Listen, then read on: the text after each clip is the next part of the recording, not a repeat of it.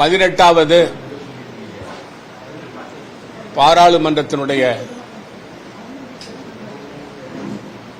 முதல் கூட்டத்தொடர்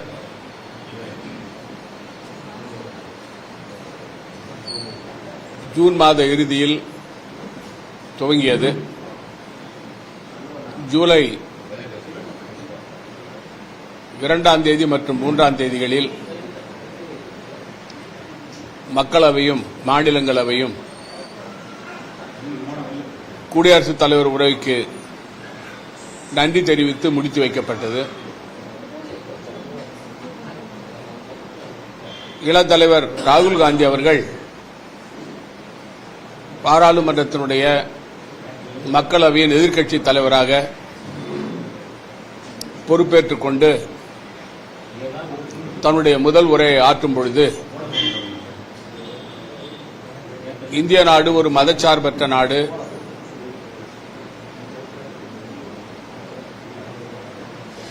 இந்த நாட்டில் அனைத்து மக்களும் அனைத்து மதத்தினரும் ஒற்றுமையாக இருந்து வருகிறார்கள். ஆனால் பாரதிய ஜனதா கட்சியும் RSSம்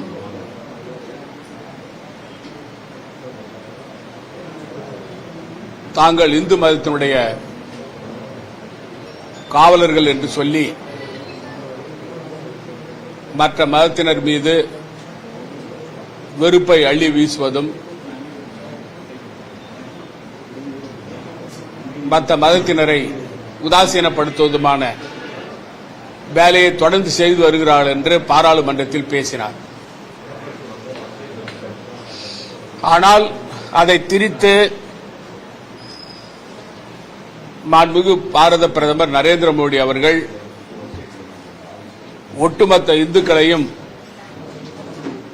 ராகுல் காந்தி தவறாக பேசிவிட்டார் என்று பாராளுமன்றத்தில் பேசிய பிறகு பாரதிய ஜனதா கட்சி காங்கிரஸ் கட்சியை எதிர்த்து போராட்டம் நடத்தியது. பொய்யையே மூலதனமாக வைத்து பாரதிய ஜனதா கட்சி செயல்பட்டு வருகிறது. பாராளுமன்ற நடவடிக்கையை தொலைக்காட்சியிலே நான் நேரடியாக பார்த்தேன். மிக தெளிவாக இந்து மக்களுடைய பிரதிநிதிகள் பாரதிய ஜனதா கட்சி மட்டுமல்ல, RSS மட்டுமல்ல, இந்து மக்கள் அன்பை கொடுக்கிறவர்கள், மக்களை நேசிக்கிறவர்கள், இந்துத்துவா என்று சொல்லி பாரதிய ஜனதா கட்சி வெறுப்பு நிலையை இந்த நாட்டிலே உருவாக்குகிறது. அது முறியடிக்கப்பட வேண்டும் என்று மிக தெளிவாக கூறியிருப்பது இந்த நாட்டு மக்கள் மத்தியில் பாராட்டப்பட்டிருக்கிறது. பாராளுமன்றத்தில் ராகுல் காந்தி அவர்கள் கேட்ட கேள்விகளுக்கு நீட் சம்பந்தமாக, அக்னிவீர் சம்பந்தமாக, வேலையில்லா திண்டாட்டம், விலைவாசி உயர்வு, மணிப்பூர் கலவரம், இவைகளை பற்றி மோடி தன்னுடைய பதிலுரையிலே ஒன்றுமே பேசாமல் தன்னுடைய தோல்வியை ஒப்புக்கொண்டிருக்கிறார். பாராளுமன்றத்திலே ஒப்புக்கொண்டிருக்கிறார். எதிர்க்கட்சி தலைவர் என்ற முறையில் மிக சிறப்பாக நாட்டு மக்களுடைய பிரச்சனையை முன்வைத்த தலைவர் ராகுல் காந்தி அவர்களுக்கு சிறந்த பாராட்டுக்கள் மக்கள் மத்தியிலிருந்து வந்திருக்கிறது. புதுச்சேரி மாநிலத்தில் அரசியல் களம் இப்பொழுது சூடு பிடித்திருக்கிறது. பாரதிய ஜனதா கட்சியைச் சேர்ந்த சட்டமன்ற உறுப்பினர்களும் நியமன சட்டமன்ற உறுப்பினர்களும் சுயேட்சை உறுப்பினரும் சுமார் 7 பேர்கள் ஏற்கனவே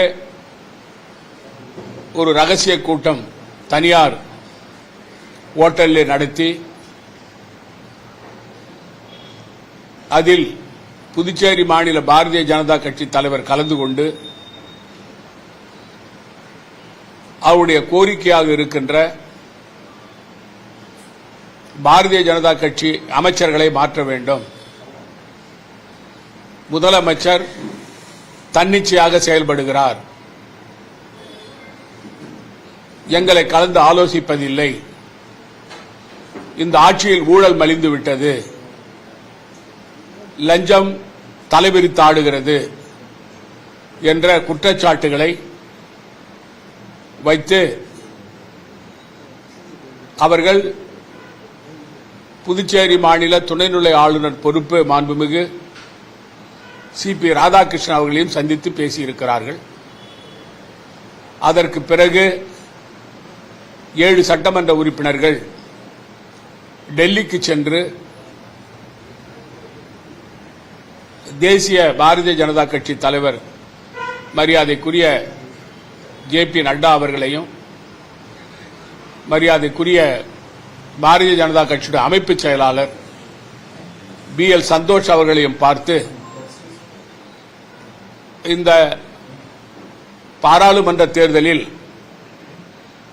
பாரதிய ஜனதா கட்சி வேட்பாளர் படுதோல்வி அடைந்ததற்கு முக்கியமான காரணம் இந்த ஆட்சியாளர்கள் மக்கள் நலத்திட்டங்களை நிறைவேற்றவில்லை, ரெஸ்டோ பார்கள் மலிந்துவிட்டன, மதுபானம் தயாரிக்கும் தொழிற்சாலைகளுக்கு கையூட்டு பெற்றுக்கொண்டு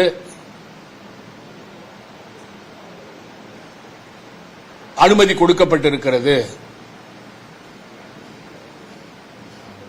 பொதுப்பணித்துறையில லஞ்சம் தாண்டவமாடுகிறது, குப்பை வாருவதிலே ஊழல்,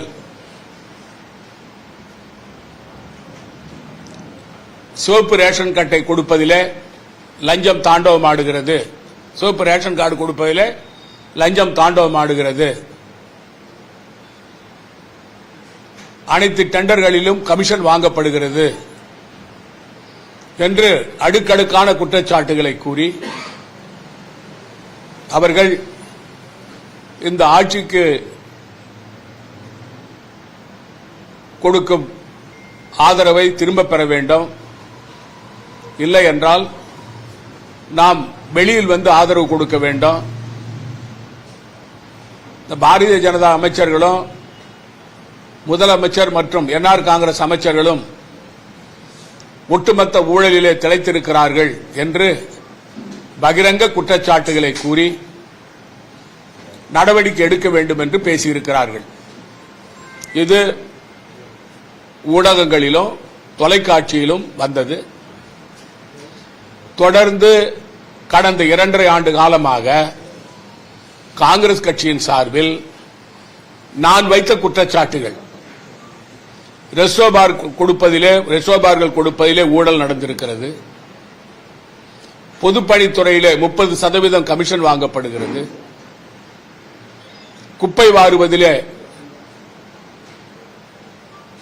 ஊழல் தாண்டவமாடுகிறது, ஒரு டன் குப்பைக்கு காங்கிரஸ் ஆட்சி காலத்திலே 800 ரூபாய் கொடுத்தது இப்பொழுது 1800 ரூபாயாக ஆகியிருக்கிறது, அதில் கையூட்டு பெறப்பட்டிருக்கிறது, லேப்டாப் வாங்குவதிலே மிகப்பெரிய அளவில் தொகை கைமாறி இருக்கிறது, இந்த மதுபான தொழிற்சாலை தயாரிப்பதிலே ஒவ்வொரு தொழிற்சாலைக்கும் 10 கோடி ரூபாய் லஞ்சம் பெறப்பட்டிருக்கிறது, மொத்தம் 6 கொடுக்கப்பட்டிருக்கிறது, மாட்டுத்தீவனம் வாங்குவதிலே ஊழல் நடந்திருக்கிறது, சிவப்பு ரேஷன் கார்டு 15,000 ரூபாய் கொடுத்தால் காலையில் மனு கொடுத்தால் மாலையில் சிவப்பு ரேஷன் கார்டு லஞ்சம் வாங்கிக் கொண்டு கொடுக்கப்படுகிறது என்ற குற்றச்சாட்டுகளை ஆளுங்கட்சியைச் சேர்ந்த கூட்டணியில் இருக்கின்ற பாரதிய ஜனதா கட்சி சட்டமன்ற உறுப்பினர்களும் சுயேட்சை சட்டமன்ற ஆதரவு கொடுக்கின்ற ரங்கசாமி அவர்களுக்கு ஆதரவு கொடுக்கின்ற சுயேட்சை சட்டமன்ற உறுப்பினர்களும் அதை உறுதிப்படுத்தி இருக்கிறார்கள். நான் சொன்ன குற்றச்சாட்டுகளை அவர்கள் ஏற்றுக்கொண்டிருக்கிறார்கள், அதையே அவர்கள் புகாராக மேல்மட்டத்திலே கூறியிருக்கிறார்கள், பாரதிய ஜனதா கட்சி தலைமையிலே கூறியிருக்கிறார்கள். இதிலிருந்து மிகவும் தெள்ளத் தெளிவாக காங்கிரஸ் கட்சியின் சார்பில் கூறப்பட்ட புகார்கள் ஊர்ஜிதம் செய்யப்பட்டிருக்கிறது. ஆளுங்கட்சியைச் சேர்ந்தவர்கள் அதை ஏற்றுக்கொண்டிருக்கிறார்கள்.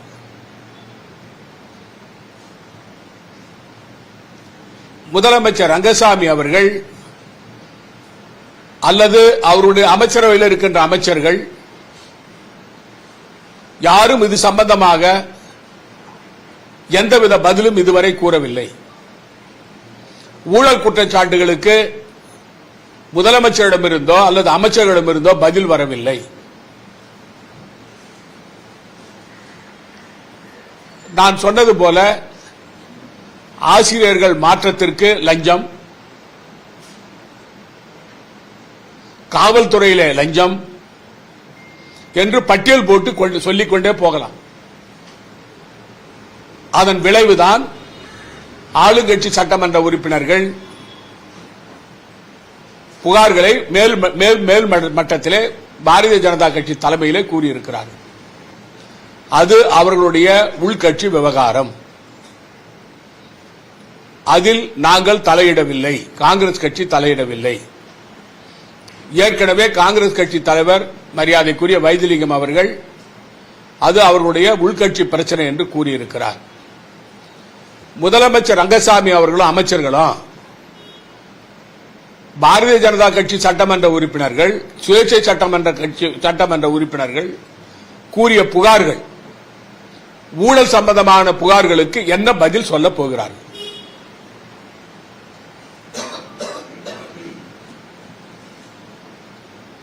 யாரும் வாய் திறக்கவில்லை. ஆனால் ஒன்று மட்டும் தெளிவாக தெரிகிறது, இந்த ஆட்சி ஆட்டம் கட்டுவிட்டது. என்ஆர் காங்கிரஸ் பாஜக கூட்டணி ஆட்சி ஆட்டம் கண்டுவிட்டது. இந்த ஆட்சியினுடைய நாட்கள் எண்ணப்படுகின்றன.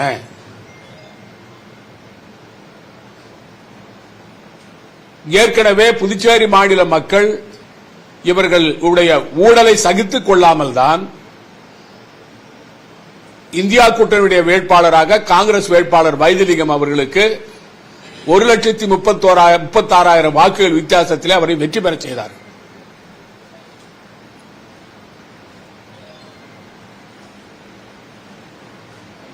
குறிப்பாக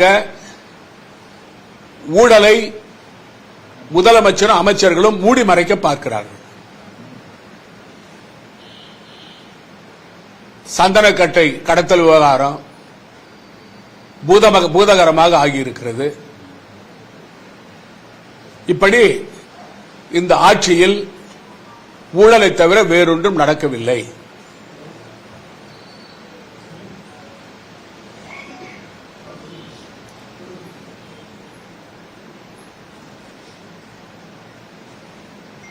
மரியாதைக்குரிய உள்துறை அமைச்சர் நமச்சிவாயம் அவர்கள் தேர்தலில் தோல்வியுற்ற பிறகு கூட அதிகார துஷ்பிரயோகம் செய்து வருகிறார்.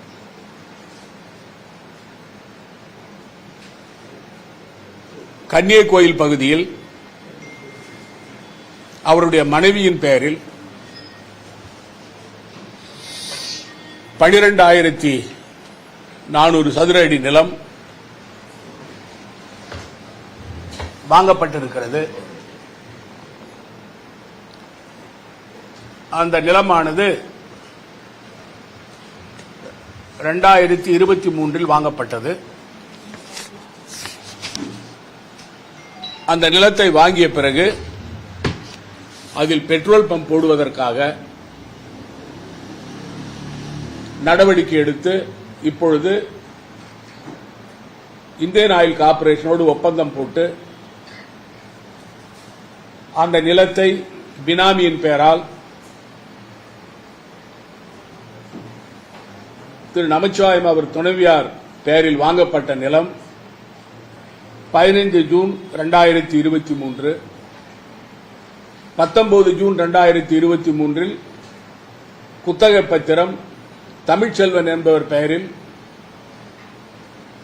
வசந்தி அவர்களுடைய தம்பி அவருக்கு குத்தகைக்கு விட்டதாக பத்திரம் எழுதப்பட்டிருக்கிறது. அவர் பெட்ரோல் பங்க் போடுவதற்காக அனுமதி பெற்றிருக்கிறார்.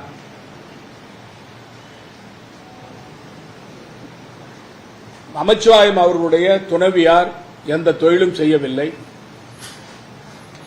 அவர் ஏற்கனவே ஜெயராம் ஹோட்டலுக்கு எதிர்த்தாற்போல் உள்ள ஒரு இடத்தை விலைக்கு வாங்கி இருக்கிறார். அது 21 கோடி ரூபாய் பெருமானமான சொத்து. அந்த சொத்து வாங்குவதற்கு அவருக்கு பணம் எங்கிருந்து வந்தது? இந்த கன்னிகை கோயில் நிலம் வாங்குவதற்கு அதனுடைய தொகை 49 லட்சம் ரூபாய். அது எங்கிருந்து அவருக்கு அந்த பணம் வந்தது என்ற கேள்விகளை நான் ஏற்கனவே கேட்டிருக்கிறேன். இப்பொழுது உள்ள பிரச்சனை, சீனிவாசா அபார்ட்மெண்ட் குழுமத்தைச் சேர்ந்தவர்கள் அந்த பெட்ரோல் பங்குக்கு பின்பகுதியில்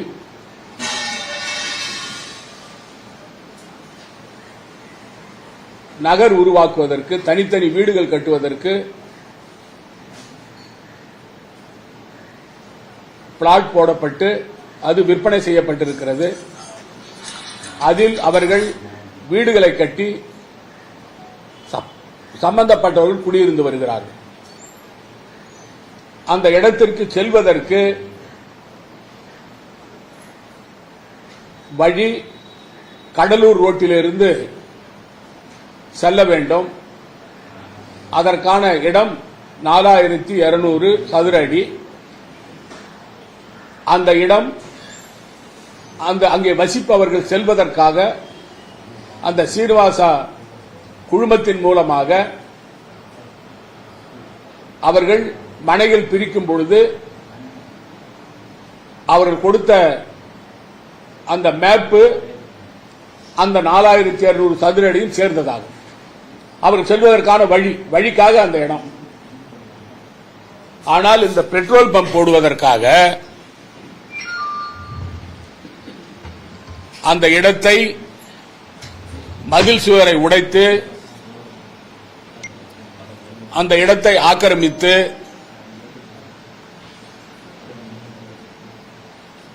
அவர்கள் செல்வதற்கு வழி இல்லாமல் மணல் கொட்டி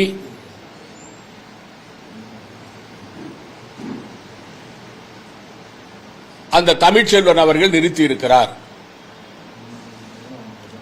அந்த இடத்தில் குடியிருப்பவர்கள் இது எங்களுக்காக வழிக்காக ஒதுக்கப்பட்ட இடம், இதில் நீங்கள் உள்ளே வந்து ஆக்கிரமிப்பதை ஏற்றுக்கொள்ள முடியாது என்று சொன்னாலும் கூட காவல்துறையில் புகார் கொடுத்தால் காவல்துறை நடவடிக்கை எடுக்கவில்லை.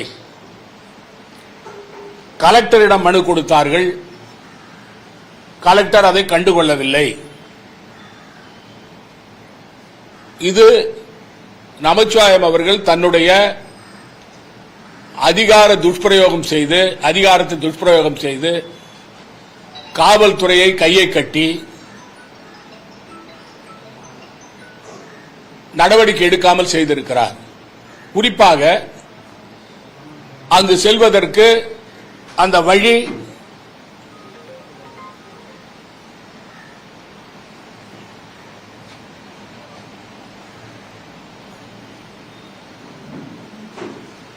பாருங்க, அந்த வழி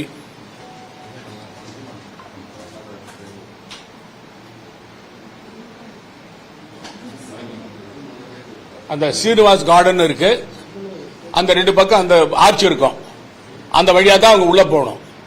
அதுல இந்த பக்கம் உள்ள செவரு, அதாவது உங்களுக்கு அந்த இடம் வந்து கடலூர்ல இருந்து வந்தா அந்த பெட்ரோல் பங்கு அடுத்த இடம் இந்த இடம். அதுல அதாவது தெற்கு பக்கம் உள்ள செவர் இடிக்கப்பட்டு விட்டது, வடக்கு பக்கம் உள்ள செவரையும் இடிக்கிறதுக்கு நடவடிக்கை எடுக்கிறாங்க.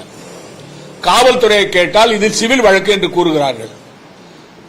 பதில் சோரை இடிச்சுக்கிறாங்க, ஒருத்தவங்க சொந்தமான இடத்துல ஆக்கிரமிச்சிருக்கிறாங்க, இது சிவில் வழக்கு கிடையாது. மதில் சோரை இடிச்சது குற்றம். ஒருத்தவங்க சொந்தமான வீட்டை போய் இடிச்சாக்கா அது சிவில் வழக்கா வந்துருமா? இவங்களுக்கு தேவையானது வந்து 12,000 சதுர அடி, அதை மீறி ஒரு 4,000 சதுர அடியை ஆக்கிரமிக்கிறார். இது வந்து தேர்தலில் தோற்று கூட சார். தேர்தலில் தோற்று கூட மரியாதைக்குரிய அமைச்சர் நமச்சிவாயம் அவர்கள் திருந்தவில்லை. அதிகார துஷ்பிரயோகத்திற்கு இது ஒரு அடையாளம். புதுச்சேரி மாநில மக்கள் புரிந்து கொள்ள வேண்டும். இந்த ஆட்சியாளர்கள் சொத்துக்களை அபகரிப்பதில் எப்படி முனைப்பாக இருக்கிறார்கள் என்பது இதிலிருந்து தெரிந்து கொள்ள வேண்டும். ஆட்சியில் இருக்கிறவர்கள் இது சம்பந்தமாக அனைத்து பத்திரங்களையும் வைத்து மாண்புமிகு பாரத பிரதமர் நரேந்திர மோடி அவர்களுக்கும் மாண்புமிகு உள்துறை அமைச்சர் அமித்ஷா அவர்களுக்கும் மாண்புமிகு பெட்ரோலியத்துறை அமைச்சருக்கும் நான் கடிதம் எழுதப் போகிறேன். இது சம்பந்தமாக விசாரணை வைக்க வேண்டும் என்று கடிதம் எழுதப் போகிறேன். புதுச்சேரி மாநிலத்தில் மக்கள் சொத்துக்களை அதிகாரம் இருப்பதனால் அபகரிப்பதை ஏற்றுக்கொள்ள முடியாது. அது யாராக இருந்தாலும் சரி, அவர்கள் எப்படிப்பட்ட பதவியில் இருந்தாலும் சரி. 300 குடும்பங்கள் செல்லுகின்ற வழியை அடைத்து பெட்ரோல் பங்க் போடுகிறார்கள். அவர்களை கேட்டால் நாங்கள் பயன்படுத்திக் கொள்கிறோம், நீங்கள் பயன்படுத்திக் கொள்ளுங்கள் என்று சொல்லுகிறார்கள். இது அந்த வழி செல்வதற்கு அவர்களுக்கு கொடுக்கப்பட்ட இடம். அவர்கள் வாங்கி 10-12 வருடம் ஆகுது அந்த இடம். அதை பயன்படுத்திக் கொண்டிருக்கிறார்கள். அந்த 4200 சதுர அடி ஆக்கிரமித்திருப்பது வன்மையாக கண்டிக்கத்தக்கது. இந்த இப்பொழுது நான் பார்க்கிறேன், தந்தை பெரியார் திராவிட கழகம் ஒரு போஸ்டர் ஒட்டி இருக்கிறாங்க. மரியாதைக்குரிய பொதுப்பணித்துறை அமைச்சரை சம்பந்தப்படுத்தி ஒட்டி இருக்கிறார்கள். அதனால அவங்க பேர்ல வழக்கு போட்டதா தகவல் வந்திருக்கிறது. இதை மாண்புமிகு சட்டமன்ற உறுப்பினர் நேரு அவர்கள் இதை கூறியிருக்கிறார்.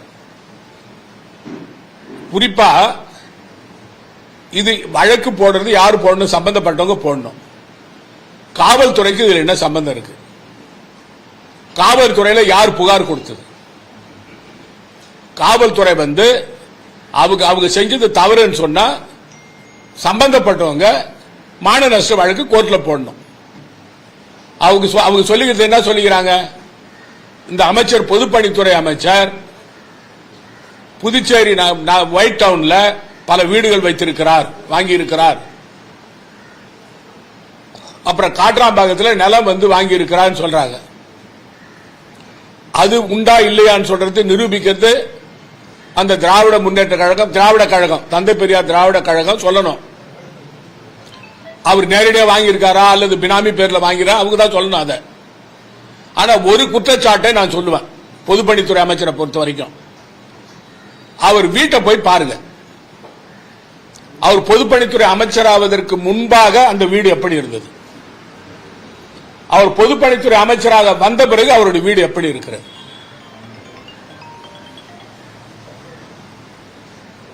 குறிப்பா நான் முதலமைச்சராக இருந்தேன், 5 ஆண்டு காலம் முதலமைச்சராக இருந்தேன். புதுச்சேரி அரசாங்கத்தினுடைய ஒரு நாற்காலி கூட எங்க வீட்டுக்கு நான் எடுத்து வரல. அரசாங்க பணத்தில் என் வீட்டுக்கு நான் பெயிண்ட் கூட அடிக்கல.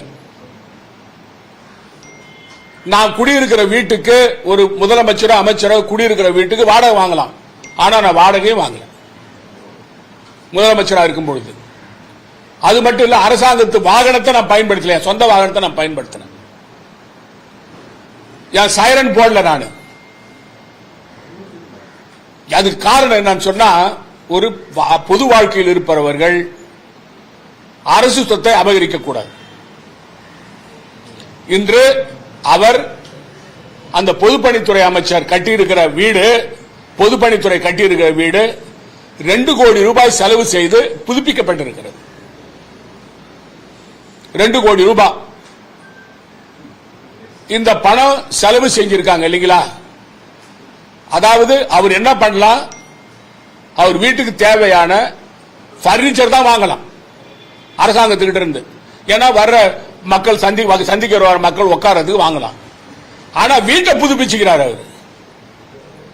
அது மட்டும் இல்லாம அவர் வீட்டை புதுப்பிச்சது மட்டும் இல்லாம அவர் அந்த வீட்டை பொறுத்த வரைக்கும் நாளைக்கு பதவி போயிடுதுன்னு வச்சுங்க, அந்த கண்ணாடி எல்லாம் வடிச்சு எடுத்து போயிடுவாங்களா பிடபிள்யூடி?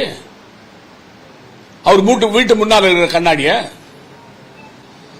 அரசாங்கத்திட்ட நம்ம வாங்கினா பொருளை வாங்கினா சோஃபா வாங்குறோம், நாற்காலி வாங்குறோம், அதை திருப்பி கொடுத்துடணும் பதவி முடிஞ்ச பிறகு.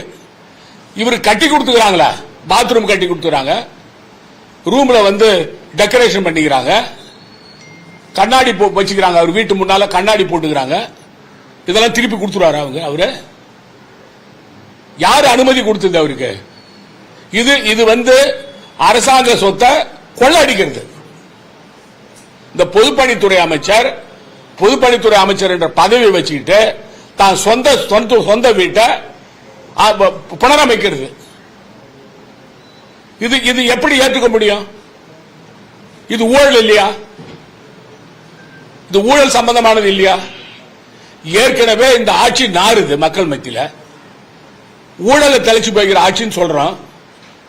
மக்கள் ஏற்றுக்கிட்டு தான் எங்களுக்கு ஓட்டு போட்டு இருக்கிறாங்க. இன்னும் திருந்தலையே நீங்க. இன்னும் திருந்தாம முதலமைச்சரும் அமைச்சர்களும் கொள்ளடிகள் தானே இருக்கிறீங்க. அந்த இந்த பாஜக சட்டமன்ற உறுப்பினர் சொன்னது, சுயேட்சை சட்டமன்ற உறுப்பினர் சொன்னது 100க்கு 100 உண்மை. இந்த ஆட்சியில் நடக்கிற ஊழலை பற்றி. அதாவது அதிகாரம் இருக்குதுன்றதுனால மற்றவங்க சொத்தை அபகரிக்கிறது, அரசாங்க சொத்தை சாப்பிடுறது, மற்றவங்களை ஏமாத்துறது, நேரடியா லஞ்சம் வாங்குறது, இப்படிப்பட்ட இந்த ஆட்சிக்கு இந்த கூட்டணி கட்சியே முடிவு பண்ணிடும். பாரதிய ஜனதா கூட்டணியா என்ஆர் காங்கிரஸ் வந்து க்ளோஸ் பண்ணிடும், முடிச்சிடும், கதையை முடிச்சிடும்.